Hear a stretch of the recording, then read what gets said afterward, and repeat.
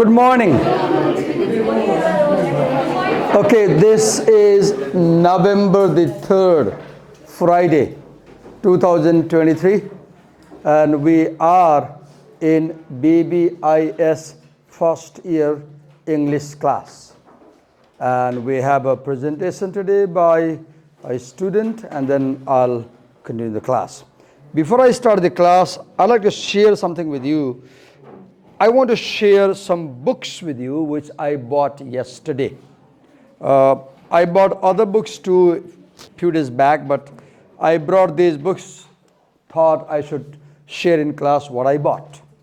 So I read history. I like the subject of history and I often read. And I was looking for a good book on Nepalese history. And I found that there is a set of 4 volumes of the books, of which this is the first volume I brought to show you in the class. This is Medieval Nepal by D.R. Regmi. Dilli Raman Regmi. Dilli Raman Regmi is a very famous scholar and historian of Nepal. He is no more, I guess. There is a Dilli Raman Memorial Library at Delhi Bazaar, and he wrote this history book.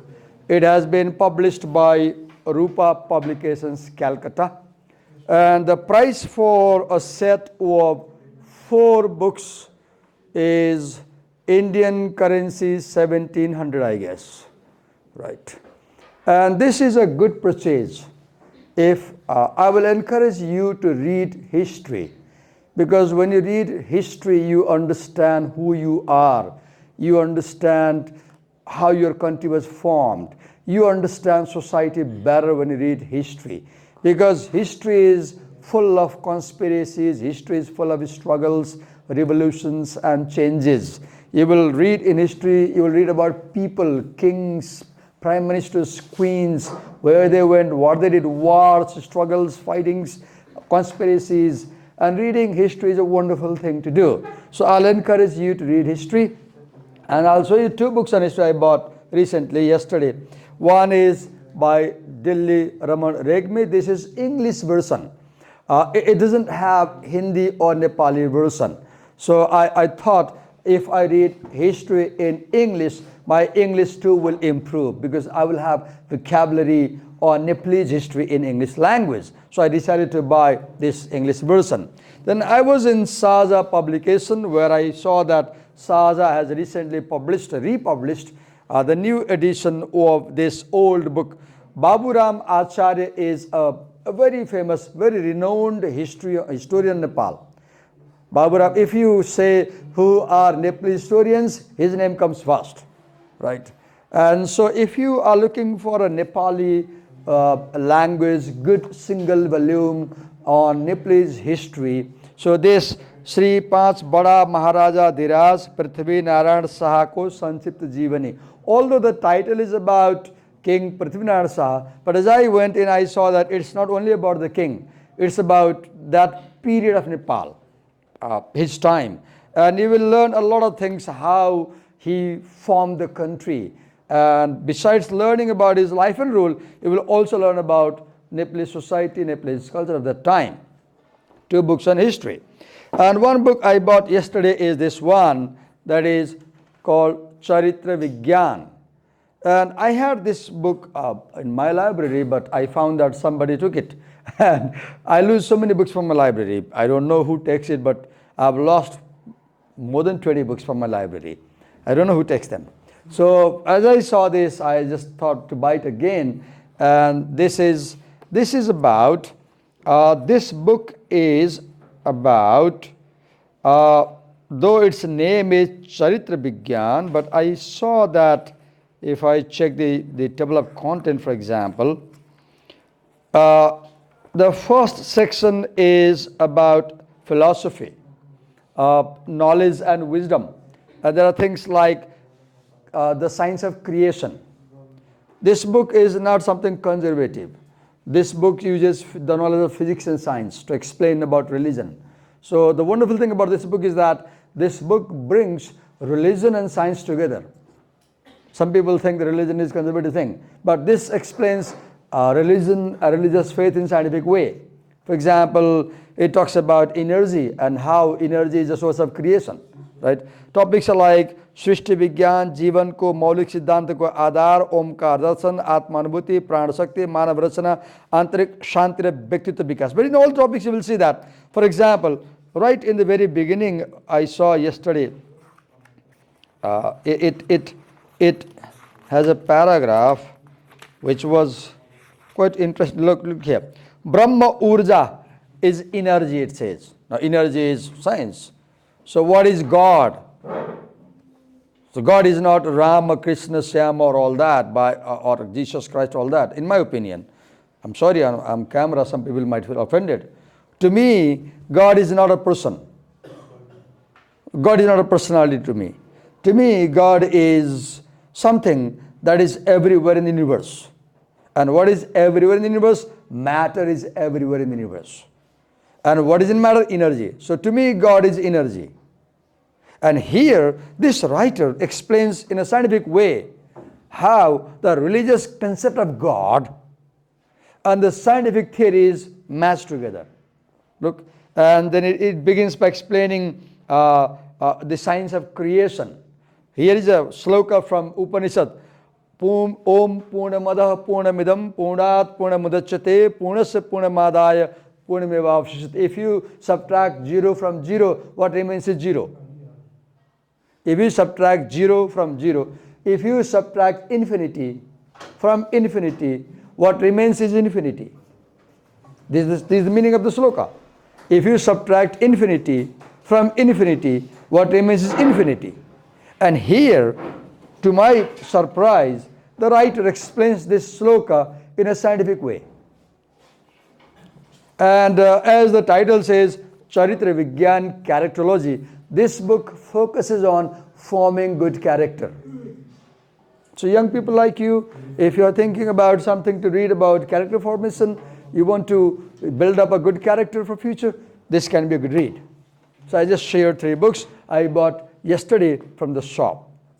And if you connect with me on Facebook, you will see that these days I've been posting, I read these books, and every evening around 9 o'clock, I make a post about what I read. So I keep posting useful things on Facebook. So if you just like such things, you can get connected with me on Facebook. Okay, with this, let's begin the class. So yesterday I called someone to present, and then I made a comment on how to read. I focused on reading for content and reading for skill building of reading. Today we have another presenter, Mr. R.O. Bhattarai. I'll invite him and he will come and present on the whiteboard. And then after his presentation, I might comment on his presentation and then I might say something and I'll proceed with my class. So let's invite R.O. Thank you, R.O. Yes, come on. R.O., can I? Do it a minute. Yeah.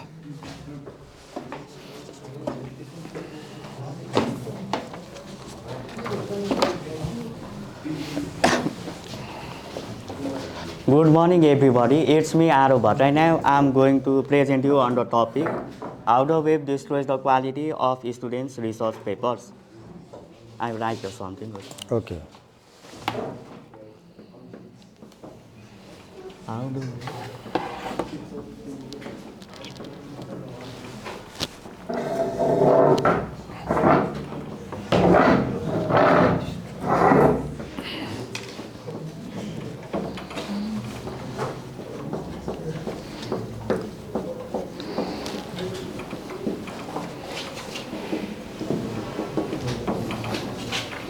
I don't know why the film is blurry. I don't know how to correct it. It's not clear, you see? It's blurry. There is some problem. Maybe some setting is wrong and I don't know. It says set focus and I don't know how to do that.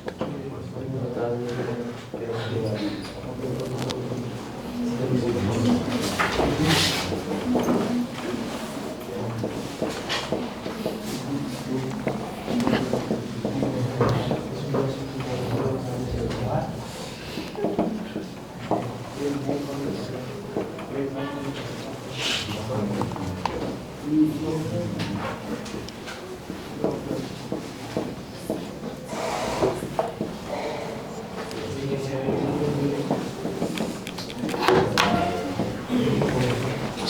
please do not talk while the presentation is going on.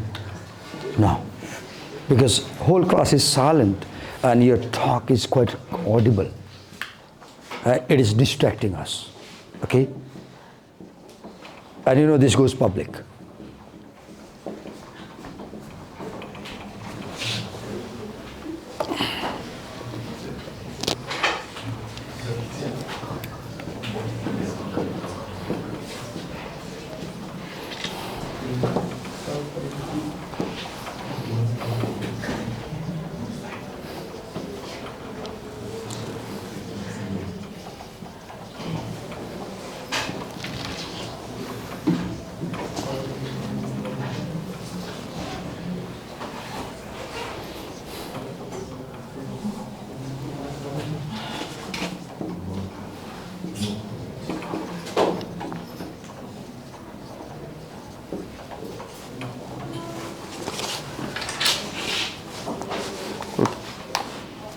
Yes.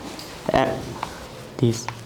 Go on. This essay, How the Web Destroys the Quality of Students' Research Papers, is written by David Rothenberg. Who is David Rothenberg? David Rothenberg is a professor of arts and music at the New Jersey Institute of Technology, New Jersey.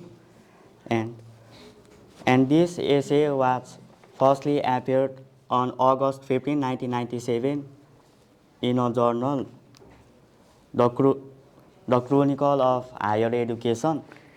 Just a minute. That's a wonderful journal, the Chronicle of Higher Education. Please find it out on the web and read it, because it publishes good research articles on education and other topics about.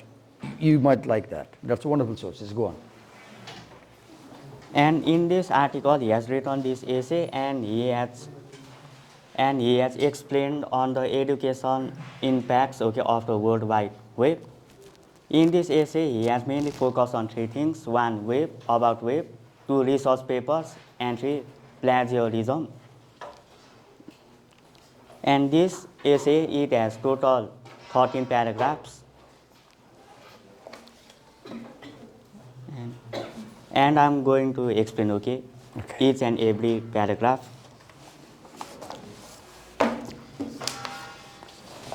In the paragraph 1, he explains about those answers written by students, which he received at the end of semester Ross in his office and his mailbox. And in the paragraph 2, first he compares the present answers to the previous answers, to the previous year answers, and he found the difference which he found out that this time these answers most of the answers are not done by themselves, they are copied from the web, and like this. And he has also made some questions like, why this happened, did I ask worse questions, or were the students lazy, like that.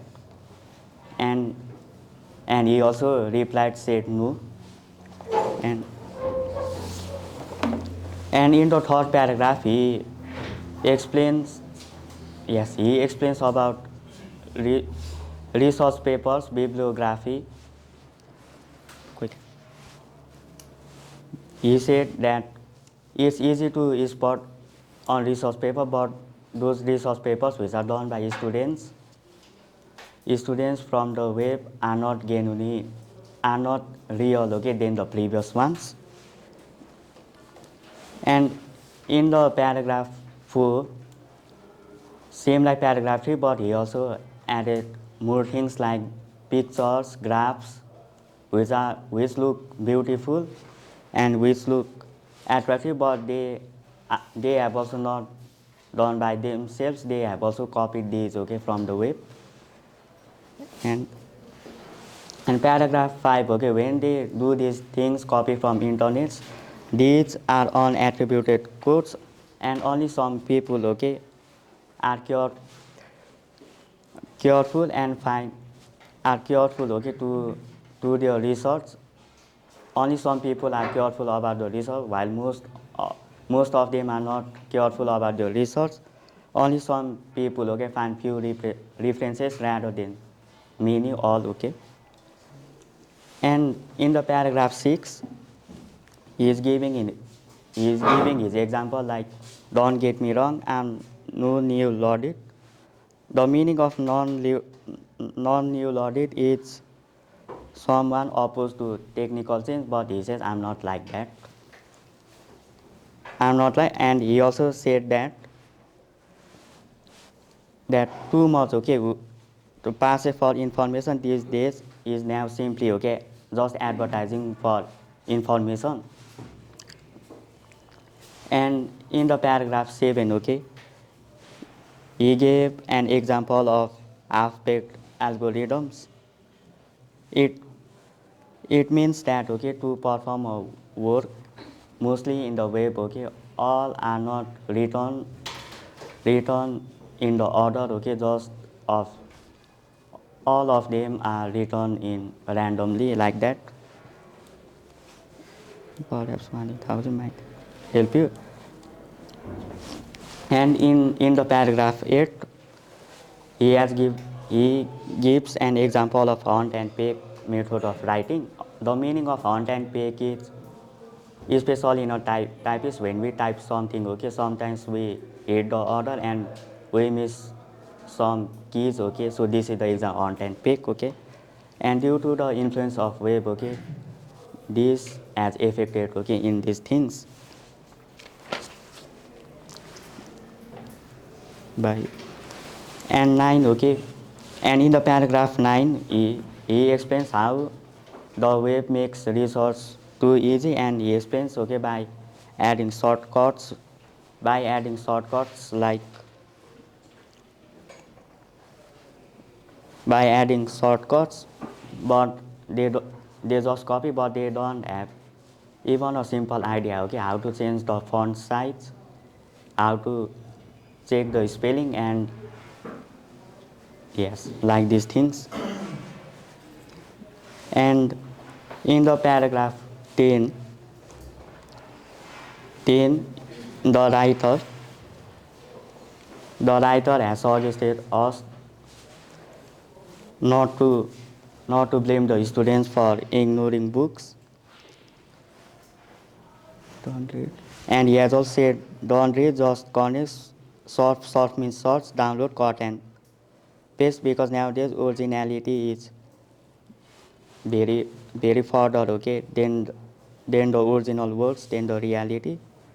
And in the paragraph 11, he blames the libraries, because he also said, okay, that the library now offers only a pale two-dimensional version of a real library, not like the previous. And in the paragraph 12, he is showing his fault. He said that I would like to blame myself. I should teach the students on how to learn, how to read, and how to synthesize like these things. He is blaming himself, not to the students. And in the last paragraph, he has wished I wish if the computer system broke down, crashed down, I would encourage them to go outside. I would teach them properly under a tree and read carefully a good book from start to finish. And he also said that in the next semester is going to urge his students to turn off their glowing boxes and think if only once in a while. Thank you. Thank you. You can move. I haven't filmed your face, okay? Thank you.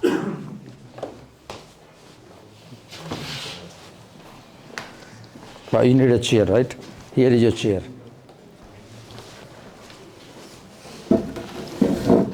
Yeah.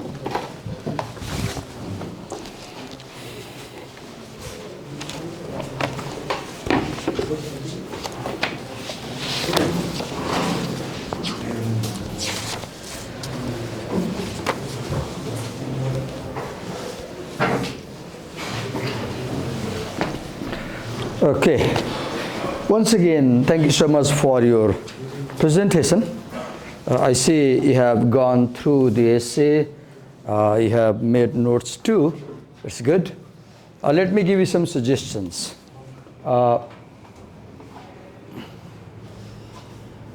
Whenever you make a presentation, in presentations there is a presenter,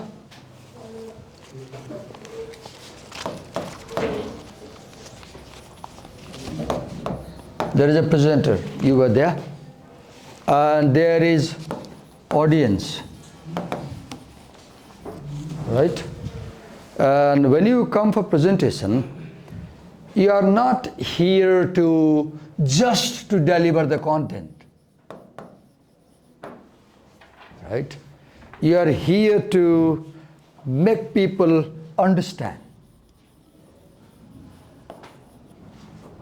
Because when people feel like they are not getting what you're saying, then the connection between the presenter and the audience breaks. And this is a serious thing in a presentation. You're learning in class. In future, you will go in a job places and you will be managers and other things. You will have employees under you. You will call them to present. You will have presenters for them in offices and learn. So the most important thing is the connection between the presenter and the audience. How do you achieve that connection? Do not stand at one place when you present. Keep moving around if there is a space. Have good eye contact with your audience. Do not write the whole thing as he did in the beginning, because while he was writing, he had to wait. Did he realize? He was copying, he had to wait. And if it's okay today because we are learning here.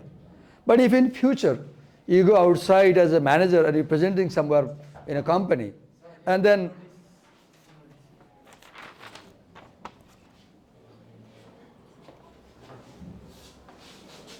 the college will remain closed on Sunday, November 5. के को लागि बिदा हो?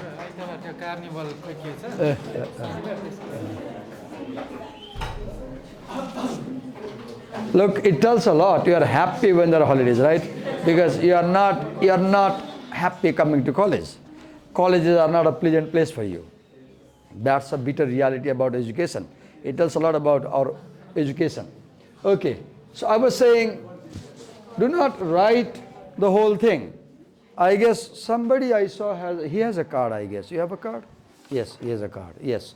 Look, he has done a lot of work, I can see. He has developed this card as I told him to develop, right? So get a thicker paper, and then as you come to present, hold it like this. Hold the paper like this. And then first, for example, it is a round circle, then draw the circle and write. And go one by one. Do not write the whole thing at one go, because you are right and people have to wait. And when you write everything, people don't listen to you. They start reading. And in a presentation, your audience must not read what you write. Your audience must listen to your talk. Presentations are always oral. If your audience stops listening to you and reads what you have written, your presentation has failed. How to achieve that? How to achieve that? Never write in full sentences. Write just one word on the PowerPoint or board. When you don't write in full sentences, your audience, you write only one word. The audience can quickly see the word, but the audience does not know what the word is trying to say, so they will listen to you. But suppose you write the full sentence, they read the full sentence. Now they think, I've got the message. They won't listen to you. And the disaster in presentation is when your audience does not listen to you. If your audience starts reading your PowerPoint slides and presentation, it's a disaster. Wherever you go in future, you might be presenting at Harvard tomorrow, who knows? You might be presenting anywhere, at White House tomorrow, who knows? Nobody has seen your future. But we're teaching you today that presentations are, let's say, synchronizing the audience and the presenter together. It's a play between you and me. Look, right now, see the pitch of my voice.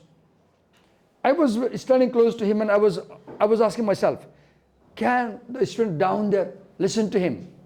I felt like he's not able to listen to him. So what I'll suggest you, when you come for presentation, have a louder voice.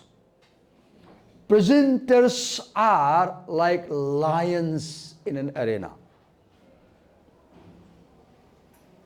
So make yourself a lion. What do I mean by this? Command your audience. The biggest challenge in presentation is commanding your audience. You must have watched TED Talks in YouTube, I guess. Look how they speak.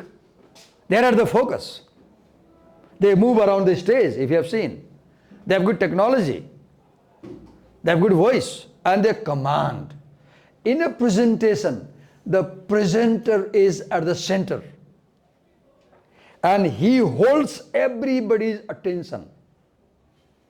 The biggest challenge while making a presentation is holding your audience's attention intact till the end of the presenter. If anybody starts looking out of the window, you have failed. They are not paying attention. Right? And I know, don't worry, you are beginning. I'm pretty sure if you make more presentations like this in all subjects, gradually over time, you will say, Divakar sir, I'm comfortable now, I can do better now. Practice makes man perfect. Practice makes man perfect. Okay. Now, another thing that I'd like to suggest, glad he has read. Good, he took us through the paragraphs. Good, he said every paragraph tells this thing. Fine. Now, let me focus on how we read. And let me take you to the beginning of this essay.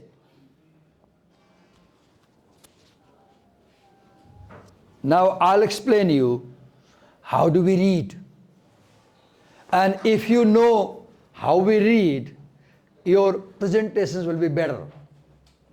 And if you know how to read, you will be able to design a more effective presentation. Okay. In writing, there are two things. This essay, for example, has idea about how students write research paper. This essay, for example, has idea about how students write research paper. And then this essay also has a structure, an organization. It's important to know the content of the essay, good, because we need to know the ideas. But it's equally important to know how that content is organized in the essay.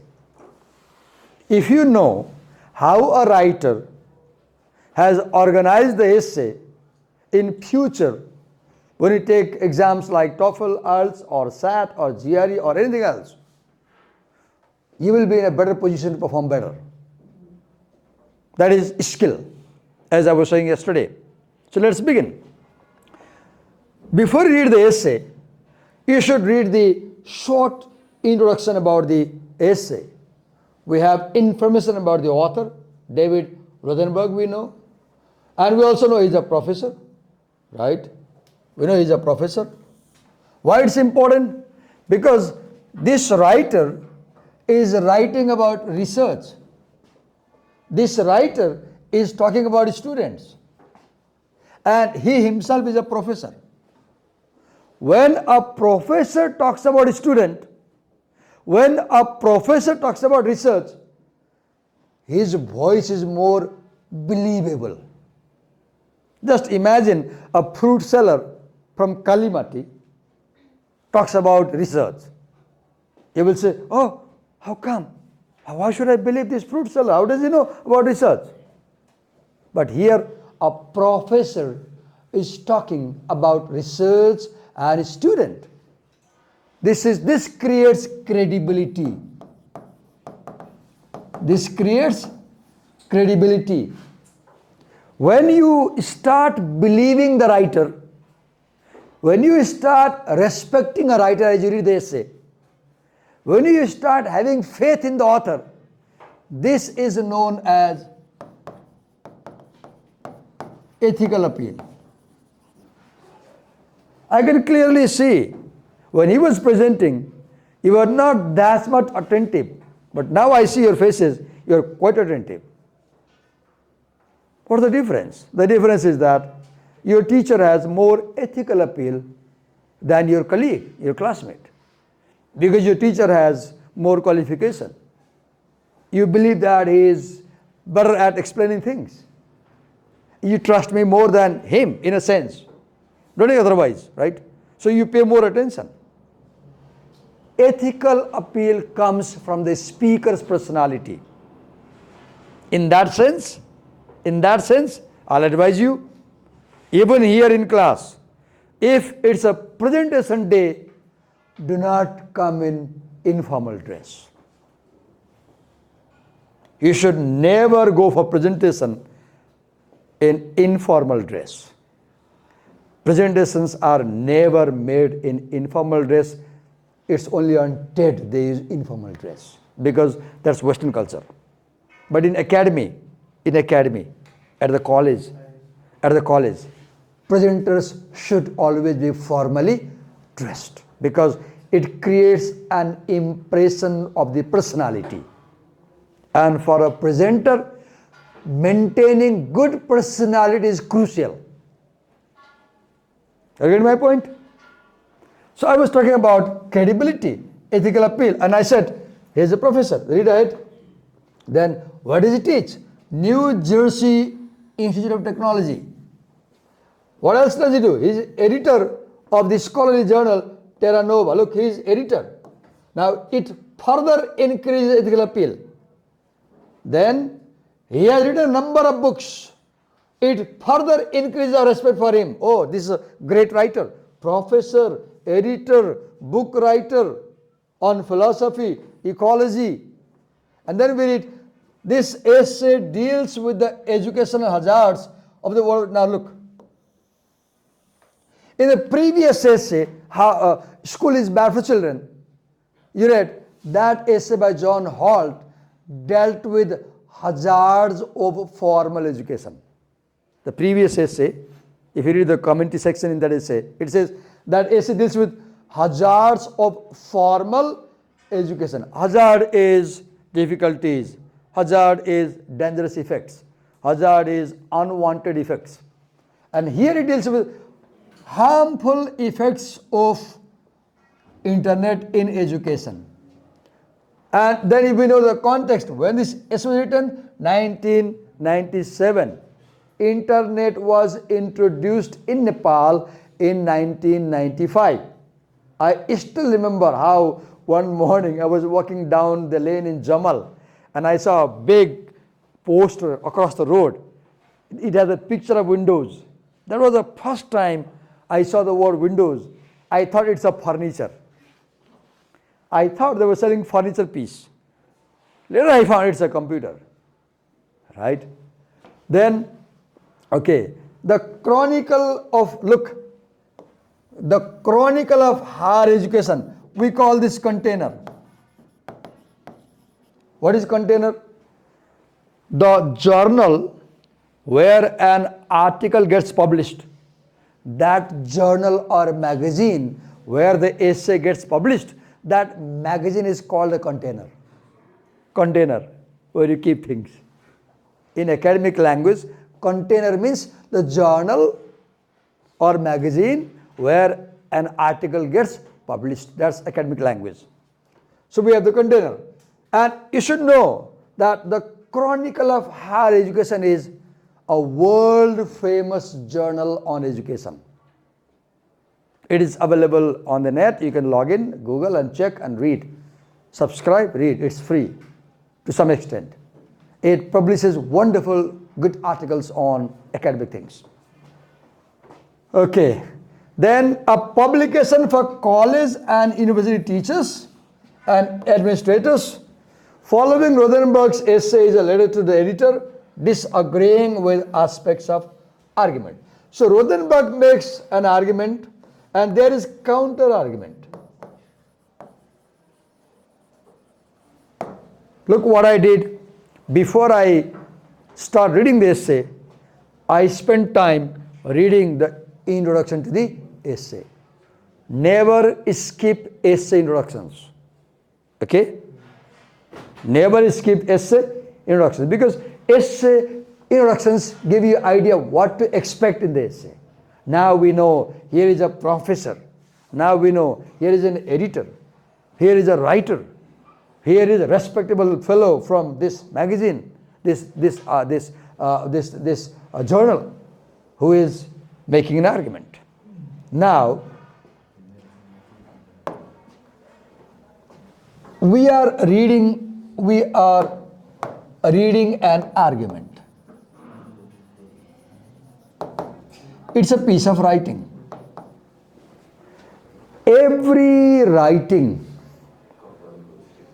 and more importantly, every argument has a context. It has a context.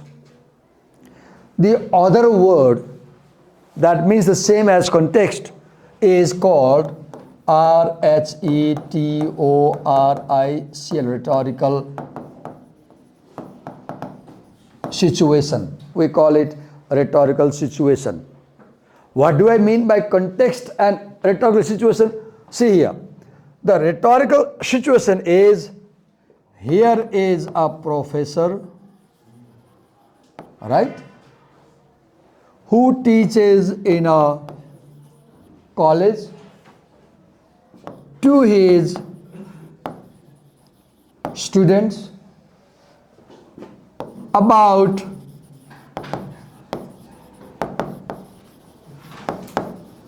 philosophy, and he has given his students an assignment. What assignment? To write a research paper. So what is context? What is rhetorical situation? It's, there is a writer, there is an audience, there is a message,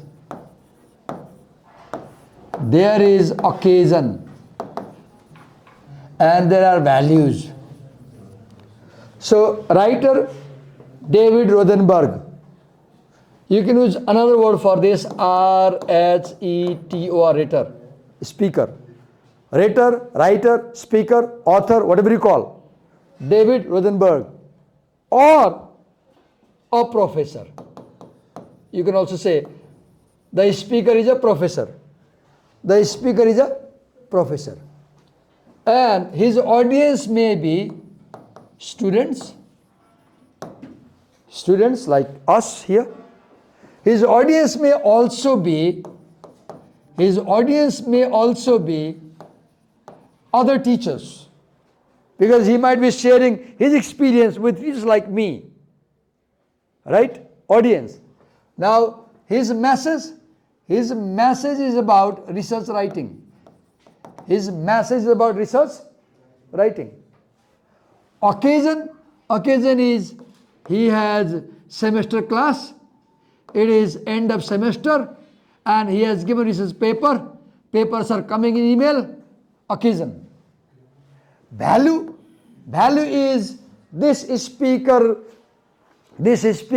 has certain beliefs about education.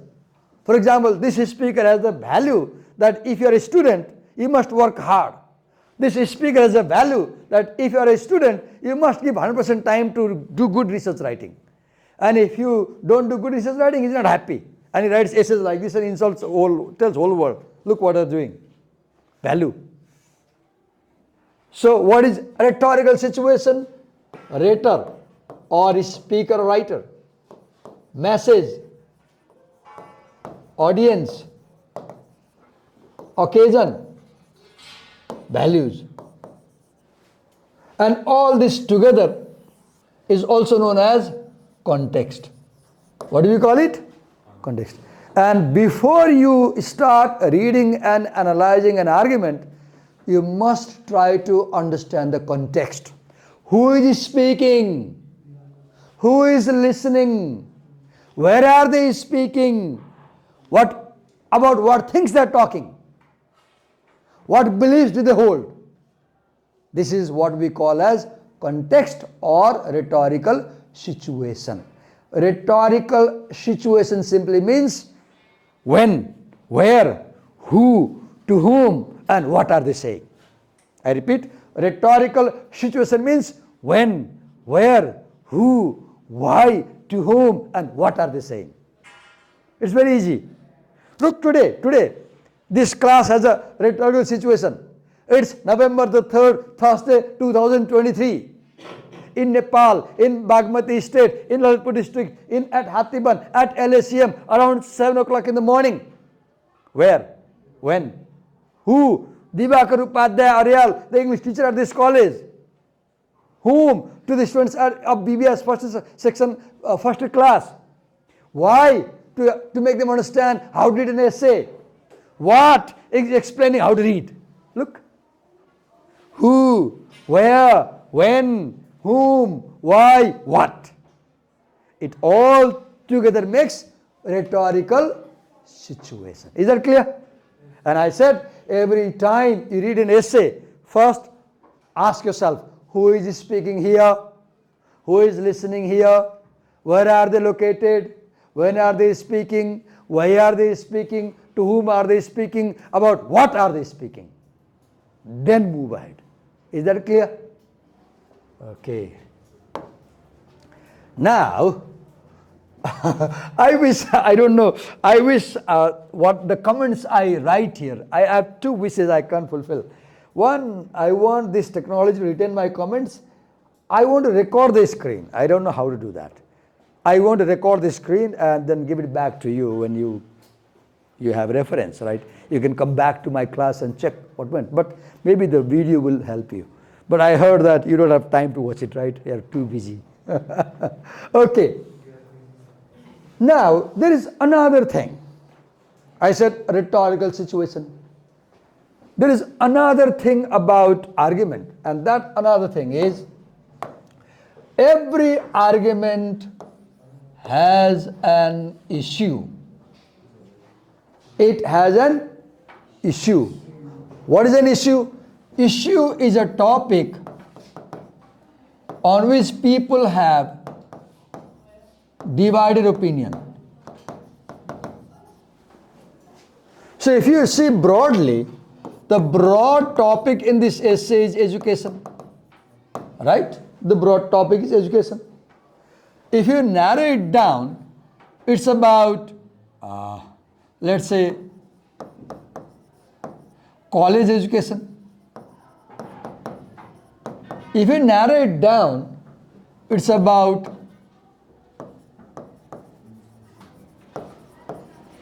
research writing. If you narrow it down, it's about students, research writing, right? I'm narrowing down. From education, I came to students' research writing in philosophy class. In philosophy class. And now the issue is quality of writing. Then, next thing after issue to understand is problem. What did I write there? First I wrote issue. Now I wrote the word problem. Let me add a word here. Research problem. What did you write? What did you write? Research. Say it. Research problem. Okay. Now, let me take you up. So I explained the context. The writer describes the situation, right? Now let me move ahead. Now let's read the essay. I'll read the essay and help you understand how to analyze. I sometimes look forward to the end of the semester rush when students' final papers come streaming into my office and mailbox. So this I, that's not one, that's I. Oh, this I is the rhetor, this I is the speaker, this I is the writer. Look forward, end of the semester. This is the context. When students' final papers, this is a possible audience, come streaming into my office and mailbox, I could have hundreds of pages of original thought. Look, he does not say I have. He says I could have. He talks about a possibility. He talks about a possibility of original thought to read and evaluate. Earlier, I said every speaker has values, right? So what is his value? His value is that your writing should have original thought. Look his value. Your writing should have original thought. Once in a while, it is truly exciting, brilliant words are typed across a page in response to a question I have asked to a class to discuss. See the situation. The teacher has given a question in the class. And he said, okay, here is a question. Write 5-page answer as a research paper. Now, this paragraph, this first paragraph sets the scene for the argument. It sets the scene. This paragraph presents the context. This paragraph presents the context, or it presents the rhetorical situation, right? Where a teacher every semester assigns research writing, and often he gets good piece of writing. This is normal, right? Now move ahead and you will see, to your surprise, what happens. The second paragraph. But this past semester, whenever you find the word but, pause. When you find the word, you are more concerned about break. I know for the last 1 hour, you are not paying attention to what I'm saying. The only thing you have attention is when this bloody teacher leaves my class. You have this feeling. I'm on camera. I'm sorry. You have this feeling. When does this bloody teacher leave the class? Sorry for this slang. You are not giving the same attention and energy that I'm bringing in class as a teacher. As a teacher, I'm bringing full energy, motivation to teach you. And I expect same level of energy, motivation from your side. And I see you're not bringing that. Education is two-way clap. We can't clap with one hand. Okay? When a teacher is serious, you should show seriousness. Okay? I'll give a break. I know it's a break time. I know it's break time. Okay? So, whenever you find the word but, These are called as argument markers. We call them argument markers because what goes before but and what comes after but, they are just opposite. But this past semester was different. See the problem now. Look, he hints the problem. He hints the problem. I noticed a disturbing decline in both the quality of the writing and the originality of the thought expressed. This is statement of the problem. What do we call it? Statement of the problem. And in a research paper, you cannot start your research at all if you don't have a problem. When there is no problem, you don't need any research. Everything is fine, enjoy life. Why do you study and read? Research.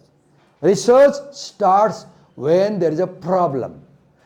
What was his problem? Last year, research papers had good quality. No problem, no research. This year, disturbing decline in both the quality of the writing and the originality of the thoughts expressed. You know why I assign such cards? 5 years before, here at this college, I used to tell them, make PowerPoint presentations.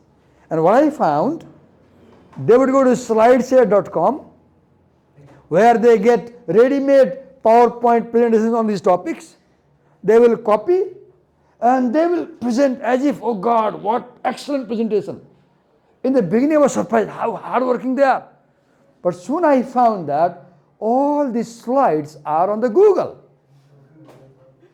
And it is useless. They copy and they read out. Then I decided, okay, now you won't use PowerPoint. Do like this. Here, at least you write. So I found a decline in the quality and originality of my students' PowerPoint presentations. And I changed my strategy in class. Right? You know, let me speak a couple of sentences in Nepali. तपाईको टिचरले पढाइराख्नु भएको छ sincerely तपाईँ पढ्न आउनुभएको हो तपाईँ पढ्नुहुन्न हल्ला गर्नुहुन्छ सुन्नुहुन्न ध्यान दिनुहुन्न तपाईको मानव अधिकार हो अहिले त हल्ला नगर भन्न पाइँदैन नि टिचरले अहिले पढ भन्न पाइँदैन नि टिचर भन्न पाइँदैन नि तपाईको मानव अधिकार हो तपाईँ 10 लाख रुपैयाँ क्याम्पसलाई तिरेर यहाँ आएको हो नि हो कि हैन अन्दाज आई एम गेसिङ हैन I am not sure about $1 million तपाईँ तिर्नुहुन्छ होला कलेजको फी खाजा आउने जाने गर्दाखेरि $1 million तिरेर पढ्न आउने अनि टिचरले पढाएको कुरा नसुन्ने हो भने मलाई भन्नु केही पनि छैन मलाई भन्नु केही पनि तर एउटा कुरा भन्छु तपाईले हल्ला गरेर क्लासमा पढ्न सुन्न जान्न चाहने अरु मान्छेलाई डिस्टर्ब गर्न पाउनुहुन्न त्यो चाहिँ हुँदैन तपाई नपढ्नुस् म केही भन्दिन तर अरु पढ्छु भन्ने मान्छेलाई डिस्टर्ब गर्न पाउनुहुन्न त्यसैले मैले के गर्छु अब तपाईले बारम्बार मैले सम्झाउँदा ध्यान दिनु भने म तपाईलाई बाहिर निकाल्दिन्छु र निकाल्दा अन क्यामेरा देखाएर निकाल्छु कसलाई निकाले भनेर म फेरि भन्दैछु मैले क्लास रेकर्ड गरिरहेको छु मैले के भनेको छु यो रेकर्डिङ कहाँ जान्छ फेसबुकमा जान्छ त्यहाँबाट कहाँ जान्छ युट्युबमा जान्छ संसारले हेर्नु पर्छ यो मैले किन गरेको ट्रान्सपेरेन्सी हुनुपर्छ भनेर यो किन गरेको तपाईको गार्जियनले पनि हेर्न पाउनु पर्यो नि त मेरो छोराले के गर्यो घरमा कलेजमा भनेर मैले तपाईलाई नपढाइकिन आए कि मैले कमजोर कुरा पढाएँ कि खराब कुरा पढाएँ कि गार्जियन थाहा पाउनु पर्यो नि त संसार थाहा पाउनु पर्यो म तल खाइरहेको हो नि त हो किन तपाईको पैसा बनाउने स्यालेरी आउँछ आउँछ आउँदैन it's your right to get quality education to ensure that म क्यामेरा प्रयोग गर्छु किन ट्रान्सपेरेन्सीको लागि यो क्लास भरे बेलुका फेसबुकमा जान्छ युट्युबमा जान्छ तपाईलाई गाली गरे दुनियाले देख्छ हप्का दुनियाले देख्छ यो क्लासमा जे हुन्छ दुनियाले देख्छ देख्नुपर्छ द्याट्स माई बिलिफ ओके बुझ्नुभयो मेरो कुरा यहाँ क्लासमा जे हुन्छ नि त्यो रेकर्डिङ भइरहेछ र यो दुनियाले ट्रान्सपेरेन्टली देख्छ त्यसकारण let's be serious about the study. Okay, यति भएर मैले तपाईँलाई ब्रेक दिएँ. अब मलाई गाली गर्दै गर्दै जानुहोस् र टन्न उता गाली गरेर आउनु. चित्त दुख्छ नि तपाईँलाई त. मैले तपाईँलाई सम्झाएँ, गाली गरेँ, नगर भने तपाईँले सुन्छ नि त, right? Here is a break. Will continue after the break. Thank you.